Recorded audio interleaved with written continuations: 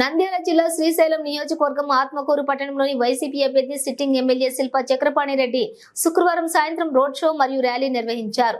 YCP కార్యాలయంలో నుంచి Goud centre, Nandyal turning, పెద్ద బజారు, దర్గా, మసీదు, తోటగేరి మీదుగా జరిగినటువంటి ఈ ర్యాలీలో వైసీపీ అభిమానులు, కార్యకర్తలు కిక్కిరిసిపోయారు. ఎమ్మెల్యే శిల్పా చక్రపాణి రెడ్డికి ముఖ్యమంత్రి జగనన్నకు మద్దతుగా వేలాదిగా తరలివచ్చి ర్యాలీలో పాల్గొన్నారు. జై శిల్పా, జై జగన్, జోహార్ వైఎస్ఆర్ నినాదాలతోటి పట్టణం హోరెత్తింది. గౌడ్ సెంటర్లోని శిల్పా చక్రపాణి రెడ్డి కుమారుడు శిల్పా కార్తిక్ రెడ్డి మాట్లాడుతూ జగనన్న సంక్షేమ పథకాలు, శిల్పన్న అభివృద్ధి కార్యక్రమాలు వివరించి ఎమ్మెల్యేగా శిల్పా చక్రపాణి రెడ్డికి ఓటు వేసి, ఎంపీగా పోచం బ్రహ్మానందం రెడ్డికి ఓటు వేయాలని, 2 ఓట్లు ఫ్యాన్ గుర్తుకే ఓటు వేయాలని కోరారు. జై శిల్పా, జై జై శిల్పా అన్న నినాదాలతోటి ఆత్మకూరు పట్టణం మార్మోగింది.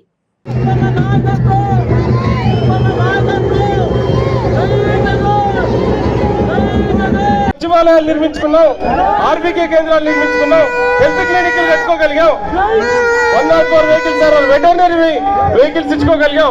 నాడు నేడు ద్వారా ప్రతి స్కూల్ ని, ప్రతి హాస్పిటల్ ని కూడా ఇవాళ పునర్నిర్మించుకున్నాం. ఒక్కసారి ఆలోచించండి, ఇవాళ మా మహిళలందరూ కూడా, మా అక్క చెల్లెమ్మలందరూ కూడా తెలుసు, ఇవాళ మనకు ఆసరా వస్తుందన్నా, చేయూత వస్తుందన్నా, ప్రతి ఇంటికి పెన్షన్ వస్తుందన్నా,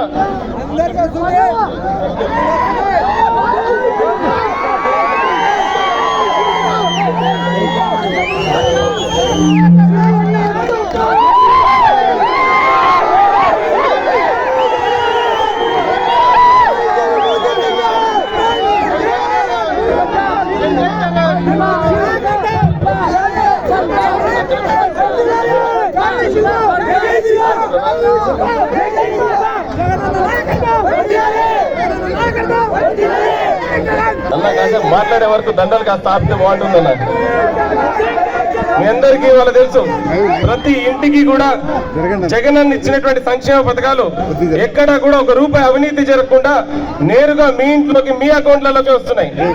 ఇవాళ సచివాలయం ఏర్పాటు చేసుకోవడం ద్వారా వాలంటీర్ వ్యవస్థను పెట్టి ఇవాళ ఒక తాతకి పెన్షన్ రావాలన్నా, ఒక ఆడమ్మకి ఆసరా రావాలన్నా, ఒక చేయూత రావాలన్నా, ఒక అమ్మఒడి రావాలన్నా, ప్రతిదీ కూడా ఎక్కడ 1 రూపాయి అవినీతి జరగకుండా నేరుగా మీ అకౌంట్ లోకి చేరే విధంగా జగనన్న ఇవాళ దాని చర్యలు తీసుకొని గతంలో చెప్పినటువంటి హామీలు ఏవైతే ఉన్నాయో అన్ని కూడా పూర్తి చేసి మళ్ళీ మీ ముందుకు మొగాల్లాగా నించోబెట్టి ఎమ్మెల్యేలను పంపించారు.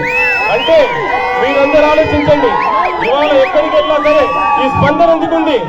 కేవలం జగనన్న చెప్పినటువంటి మేనిఫెస్టో సంపూర్ణంగా ప్రతి ఒక్కటి చేసామన్న ధైర్యం ఉంది కాబట్టి మళ్ళీ ఇవాళ మేము కొత్తగా మీ దగ్గరకు వచ్చిన మేనిఫెస్టో చెప్పినా జనాలు నమ్మి మా దగ్గరకు వస్తా ఉన్నారు. ఇవాళ మీరు గమనించండి, అవతల వాళ్ళు కూడా ఇవాళ మేనిఫెస్టోలు చెప్తా ఉన్నారు, సూపర్ 6 అని. ఇవన్నీ అనుసర సాధ్యమా? గతంలో వీళ్ళందరూ అప్పట్లో కూడా మీకు తెలుసు చెప్పారు, రైతు రుణమాఫీ చేస్తాను, కిలో బంగారం ఇప్పిస్తామని. నిజంగా అది చేశారా లేదని మీ అందరికీ తెలుసు. బంగారం తాకట్టు పెట్టుకోండి, విడిపిస్తామని చెప్పినారు. ఏ పొద్దున్న చేశారా? ఇవాళ ప్రతి ఇంటికి పెన్షన్ వస్తుంది. గతంలో కూడా పెన్షన్లు ఇచ్చేవారు. ఎలా ఇచ్చేవారు? 10,000 మంది అర్హులుంటే కేవలం 5,000 మందికి మాత్రమే పెన్షన్ ఇచ్చినటువంటి పరిస్థితి. ఇవాళ చంద్రబాబు నాయుడు కొత్తగా మళ్ళీ 6 కాదు 66 అబద్ధాలతో రూపొందించుకొని మేనిఫెస్టో తీసుకొస్తా ఉన్నాడు. అవన్నీ మనం నమ్మాల్సిన అవసరం ఉందా లేదా? నమ్మాలా? ఎవరన్నా నమ్ముతారో దాన్ని? ఇవాళ జగనన్న సంక్షేమ పథకాలకి మనకు సంవత్సరానికి 75,000 కోట్లు ఖర్చు వస్తుంటే చంద్రబాబు నాయుడు చెప్పిన దానికి కనీసం అంటే 2 లక్షల కోట్లు ఖర్చు వస్తుంది. 75,000 కోట్లు ఖర్చు పెడితేనే మన రాష్ట్రం శ్రీలంక అయితే 2 లక్షల కోట్లకు కూడా రాష్ట్రం అమెరికా అవుతుందా అని అడుగుతున్నా. అవుతుందా? మీరు ఇవన్నీ నమ్ముతున్నారా? జగనన్నతో తోడు నిలుస్తున్నారా లేకపోతే చంద్రబాబు నాయుడు హామీలు నిలుస్తున్నారా? అందరూ గుర్తుపెట్టుకోండి, చంద్రబాబు నాయుడు మేనిఫెస్టో బుఫే లాగా అనిపిస్తుంది. ఏదన్నా వెళ్ళిపోతే తెలుసు కదా, మొత్తం వర్షం పెట్టినట్టుంటే. కానీ మన జగనన్న మేనిఫెస్టో అట్లా కాదు. ఒక ఇస్తరాకేసి పంచపక్ష పరిమాణాలు పెట్టినట్టుంటది. ఎవరమైనా మహా అంటే కడుపు నింపుకోవాలి 5-6 కూరలతో. మిగతా పెట్టినటువంటి మనం నింపుకోగలుగుతావా? నింపలేము.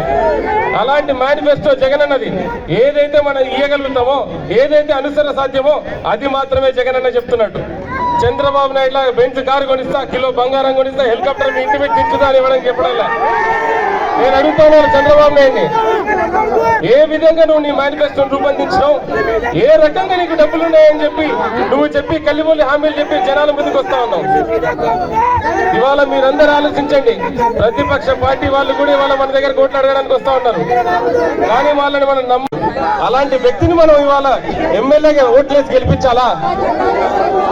లేదా అన్నా మీకు షాదీఖానా కట్టించాను, బస్ స్టాండ్ చేయించాను, ఇండోర్ స్టేడియం కట్టించాను, 5,300 ఎకరాలు స్థలం దేవస్థానానికి ఇప్పించున్నాను, శ్రీశైలం దేవస్థానానికి గ్రామ పంచాయతీ చేశాను, ప్రతి ఊర్లో సచివాలయం కట్టాను, ప్రతి ఊర్లో హెల్త్ క్లినిక్ కట్టాను, ప్రతి ఊర్లో కూడా ఆర్బీకే కేంద్రాలు కట్టాననే వ్యక్తి ఏంటండి చంద్రబాబు నాయుడు గారిని గెలిపించుకోవాలని ఒకసారి ఆలోచించండి. ఇవాళ నేను మీ అందరికీ ఒక విషయం చెప్పదలుచుకున్నా. ఇవాళ దగ్గర మన నియోజకవర్గంలో 85 గ్రామాలు ఉన్నాయి.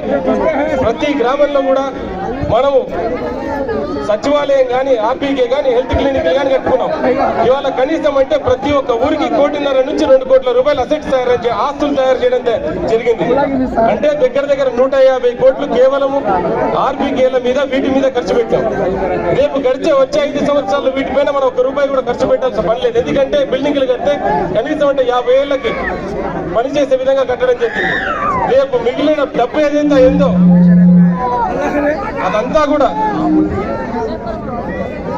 కూడా రేపు మన నియోజకవర్గ డెవలప్మెంట్ కోసం మాత్రమే. రేపు కనుక మీరు నిజంగా చంద్రబాబు నాయుడు గారిని మెజార్టీ చూపించి గెలిపించుకుంటే రేపు ఇక్కడ ఆయన మంత్రి వస్తారు మన దగ్గరికి. మీరందరూ అనుకోవచ్చు, బహుశా మీ నాయన మంత్రి అయితే మాకేంద్ర బాబు ఉపయోగం అని. మా నాయన మంత్రి అయితే నాకు ఎటువంటి ఉపయోగం ఉండదు.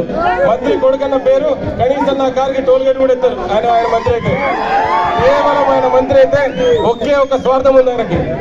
నియోజకవర్గాన్ని పులివెందుల తర్వాత మళ్ళీ రాష్ట్రంలో అటువంటి నియోజకవర్గంగా నిలిచబెట్టాలన్న స్వార్థం మాత్రం ఆయనకు ఉంది. మీరు అనుకోవచ్చు ఏంటన్నా పులివెందుల కన్నా తక్కువ చెప్తున్నా ఎక్కువ చెప్పొచ్చు కదా అని. అది సీఎం గారి కాన్స్టిట్యున్సీ కాబట్టి మనం పోటీ పడలేము.